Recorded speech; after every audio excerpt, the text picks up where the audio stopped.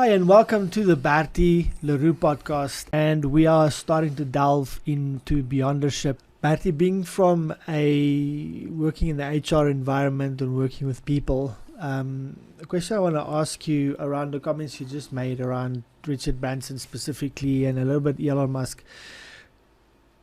Can a person become a beyonder in terms of impact in the world and other people's lives by building the correct team? Because that's kind of what you were talking about, is they surround them with people that are like-minded in thinking, approach things in a similar way. Is that a big component to success if we talk about beyondership and making an impact in the world and people's lives, having the right team?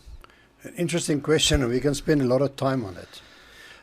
Because the modern companies, the Googles of the world, for example, their approach to employment and making certain that their employees stay with them the longest is probably one of the answers to your question. But the question and the challenge is really, in terms of managers and leaders, how do they attract and retain beyonder thinking people? Because beyonder thinking people is what they need to take them in further and they'll develop them more.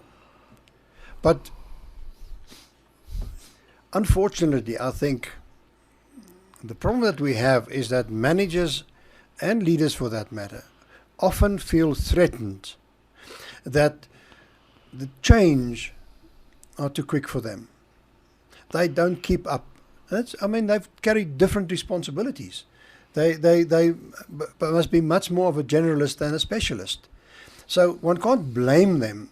But the fact of the matter is that if we think about change and we think about thinking in the sense of feeling and creating change, that in itself is challenging. So how do we change the mindset of a manager or a leader to understand that he must utilize whatever he has to the best of his ability? And I used the term before, and let them lose. Let those people lose. It is said that the leader must see the future first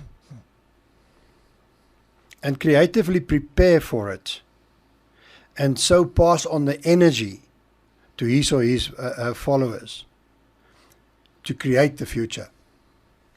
So he must see it first. So the beyonder live in that space where nobody else dwells and they are too scared for. So you've got to place that leader there. You've got to place that beyonder there, because he will then pull the rest through, and he'll create opportunities for them, and with his passion and his foresight, lead and develop them, and the company will be successful. But as an HR manager, it's extremely challenging because the managers are overworked, overstressed, and is not really seeing the wood from the trees most of the time. And they are also challenged by the youngsters coming through. Awesome. Thank you for listening to this podcast where we're talking about beyondership and so forth. If you want to follow Bertie online, please go ahead and follow him on SoundCloud, connect with him on LinkedIn, like his Facebook page, and subscribe to his YouTube channel. Thank you, Bertie.